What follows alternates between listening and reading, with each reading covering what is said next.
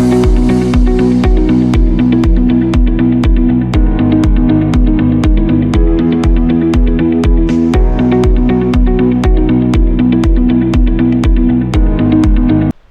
Guys, good evening. ഇന്ന് നമ്മൾ സംസാരിക്കാൻ പോകുന്നത് നാളെ 1 ജൂൺ 2026 മൺഡേ ആണ് നാളെ. ആൻഡ് നാളത്തേക്കുള്ള പ്രീ മാർക്കറ്റ് അനാലിസിസ്. അപ്പോൾ നാളെ എന്നുള്ളൊരു ദിവസത്തിൻ്റെ പ്രത്യേകത എന്നല്ല നമുക്കറിയാം. ഫ്രൈഡേ കഴിഞ്ഞ് ഡയറക്റ്റ്ലി 2 ഡേയ്സ് ഹോളിഡേ വരുന്ന മാർക്കറ്റ് ഓപ്പണിംഗ് ദിവസമാണ്. അപ്പം അവിടെ ഒരുപാട് സൈക്കോളജീസ് മാർക്കറ്റിൽ ഉണ്ടാവാം. ആൻഡ് ന്യൂസ് റിലേറ്റഡ് എഫക്റ്റ് മാർക്കറ്റിൽ വരാം. അപ്പോൾ ഇതിന് ഡിപ്പെൻഡ് ചെയ്തിട്ടായിരിക്കും മാർക്കറ്റിൻ്റെ ഓപ്പണിംഗ് ഉണ്ടാവുക. അപ്പോൾ അങ്ങനത്തെ കുറച്ച് കാര്യങ്ങൾ ഇന്ന് നമുക്ക് മാർക്കറ്റിൽ കാണാൻ പറ്റും. അതായത് നാളത്തെ ഒരു ഓപ്പണിങ്ങിൽ. അപ്പം ടെക്നിക്കലി നമ്മൾ പറയുകയാണെങ്കിൽ ഫ്രൈഡേയിലെ ലാസ്റ്റ് സെഷൻ്റെ ഒരു കാര്യങ്ങൾക്ക് എല്ലാവർക്കും അറിയാം എന്താ സംഭവിച്ചതെന്നുള്ളത്. ബാങ്ക് നിഫ്റ്റിയിൽ പൊതുവേ കുറച്ചൊരു ലോവർ സെൽ ഓഫ് ആയിരുന്നു.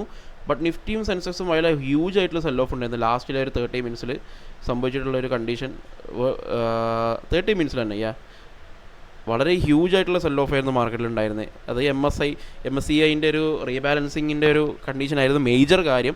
രണ്ടാമത്തത് കറൻ്റ് ഉള്ള പൊളിറ്റിക്കൽ ടെൻഷൻസ്. പക്ഷേ പൊളിറ്റിക്കൽ ടെൻഷൻസിൻ്റെ കാര്യം പറയുകയാണെങ്കിൽ ഈ സമയത്തൊക്കെ ഓയിലൊക്കെ ഓൾമോസ്റ്റ് കൂൾ ഓഫ് ആയിരുന്നു മാർക്കറ്റിൽ. ഓക്കെ, അപ്പോൾ മേജറായിട്ട് വന്നൊരു റീസൺ എന്ന് പറഞ്ഞാൽ MSCIയുടെ റീബാലൻസിങ്ങിൻ്റെ ഒരു സിറ്റുവേഷൻ ആയിരുന്നു. എല്ലാവരും അറിഞ്ഞിട്ടുണ്ടാവും, ന്യൂസൊക്കെ ആയിരുന്നത്. അപ്പോൾ ഈ കണ്ടീഷനെ വെച്ച് മാർക്കറ്റിൽ ഇനി നമുക്ക് നാളെ എന്ത് പ്ലാൻ ചെയ്യാം, നാളെ എന്ത് പോസിബിലിറ്റി ഉള്ളത് എന്നാണ് നമ്മൾ സംസാരിക്കാൻ പോകുന്നത്. ഫസ്റ്റ് ഓഫ് ഓൾ നമ്മളെല്ലാം നോക്കുന്ന പോലെ തന്നെ ബാങ്ക് നിഫ്റ്റി നോക്കാം. ബാങ്ക് നിഫ്റ്റിയിൽ നമുക്ക് എല്ലാവർക്കും അറിയാം, മാർക്കറ്റിൽ ഓൾറെഡി നമ്മൾ കണ്ടീഷൻ നോക്കുകയാണെന്നുണ്ടെങ്കിൽ ബയ്യർ കയറാൻ ട്രൈ ചെയ്തിട്ടുണ്ടെങ്കിൽ ഇന്നലത്തെ ഒരു കണ്ടീഷനിൽ തന്നെ മാർക്കറ്റിൽ എന്ത് ചെയ്തു, ബയ്യർ മാർക്കറ്റിൽ നിന്ന് കംപ്ലീറ്റ്ലി കട്ട് ഓഫ് ആയിട്ടുണ്ട്.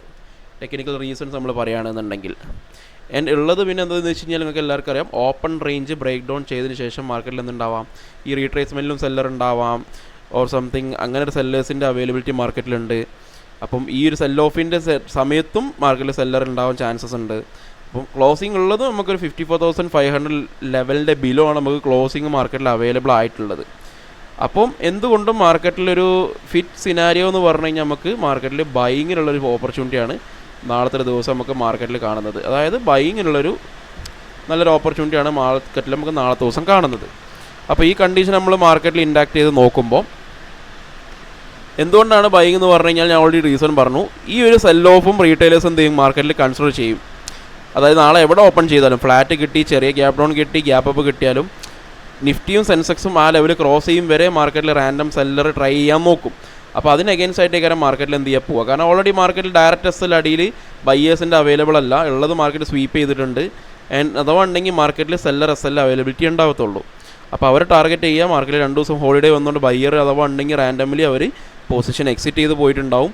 അവരെ ടാർഗറ്റ് ചെയ്യുക. മാർക്കറ്റിൽ ഈ ഒരു emotion already biggest cell of create ചെയ്തുകൊണ്ട് റീറ്റെയിലേഴ്സ് ഫ്രഷ്ലി പാർട്ടിസിപ്പേറ്റ് ചെയ്ത് കയറാനാണ് ചാൻസ് ഉള്ളത്. അപ്പോൾ ഇതും കൂടി കണ്ടിട്ടാണ് നമ്മൾ മാർക്കറ്റിൽ എന്ത് ചെയ്യുന്നത്, ഒരു ബൈയിങ് സിനാരിയോ ഇവിടെ മാർക്കറ്റിൽ കാണുന്നത്. അപ്പോൾ ആ ഒരു കണ്ടീഷൻ നോക്കുമ്പോൾ ഇപ്പോൾ നിഫ്റ്റിയിലായാലും നമുക്കൊരു പ്യൂർലി നല്ലൊരു കൺഫർമേഷൻ കിട്ടിയിട്ടുണ്ട്. ഇങ്ങനെ മാർക്കറ്റ് സപ്പോർട്ട് എടുത്തു ആൻഡ് സ്ലൈറ്റ്ലി ബ്രേക്ക് ഡൗൺ ചെയ്ത് മാർക്കറ്റ് മേലോട്ട് ഇങ്ങനെ ഒരു ക്ലോസിംഗ് ആണ്.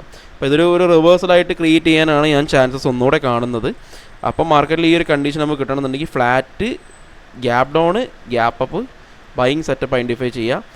ഓവർ ഗ്യാപ്പ് ഡൗൺ മാർക്കറ്റിൽ നമ്മൾ ഈ പറഞ്ഞ ലോജിക്ക് ഇൻകറക്റ്റ് ആവും. കാര്യം മാർക്കറ്റിൽ എന്താണെന്ന് വെച്ച് കഴിഞ്ഞാൽ സിറ്റുവേഷൻ ഓവർ ഗ്യാപ്പ് ഡൗൺ വരില്ല എന്ന് നമുക്ക് പറയാൻ പറ്റത്തില്ല. കാരണം ഓൾറെഡി എന്തുണ്ട്, ഗ്ലോബൽ ടെൻഷൻസ് ഉണ്ട്. അപ്പോൾ അതിൻ്റെ ഡിസിഷൻസും കാര്യങ്ങളൊക്കെ മൺഡേ ആണ് നമുക്ക് മാർക്കറ്റിൽ എഫക്റ്റ് വരിക, അറിയാലോ.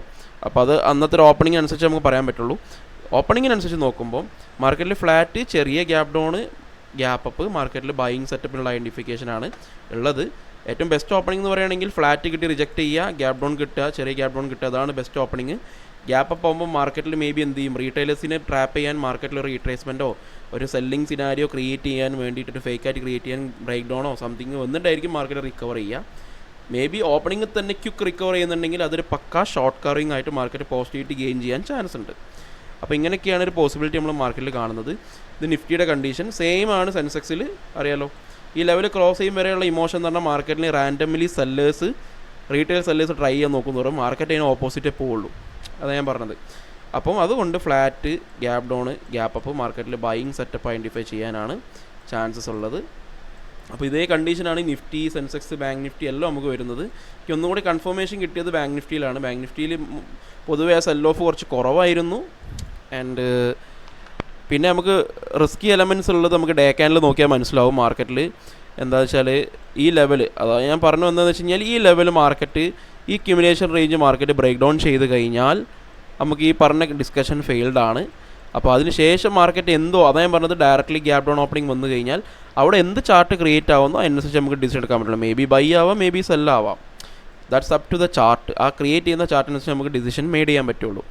ഇനിയിപ്പോൾ അതേപോലെ തന്നെ ബാങ്ക് നിഫ്റ്റിയിലാണ് പിന്നെയും ഒരു കൺഫർമേഷൻ ഉള്ളത്. കാര്യം ബാങ്ക് നിഫ്റ്റി നോക്കിയാൽ ഡേ ക്യാനിൽ നോക്കിയാൽ മനസ്സിലാവും മാർക്കറ്റ് വന്നു ഓൾറെഡി ഇവിടെ നിന്ന് ഒരു ക്യുമുലേഷൻ ക്രിയേറ്റ് ചെയ്ത സോണിലാണ് കിടക്കുന്നത്. You can see here.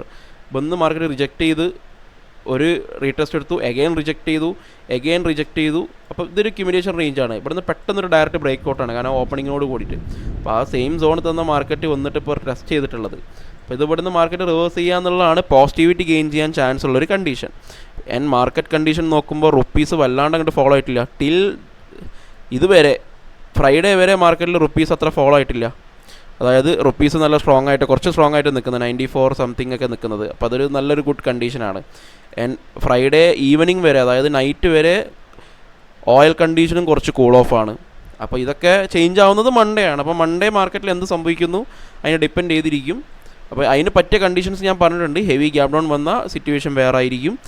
Gap up, flat സംതിങ്ങിലൊക്കെ നമുക്ക് മാർക്കറ്റിൽ പ്യുവർലി ബൈയിങ് ആണ്. അപ്പോൾ റിയാക്ഷനും കണ്ടീഷനും എന്താണ് കാരണം എന്നുള്ളത് നമ്മളിവിടെ എക്സ്പ്ലെയിൻ ചെയ്തിട്ടുണ്ട്.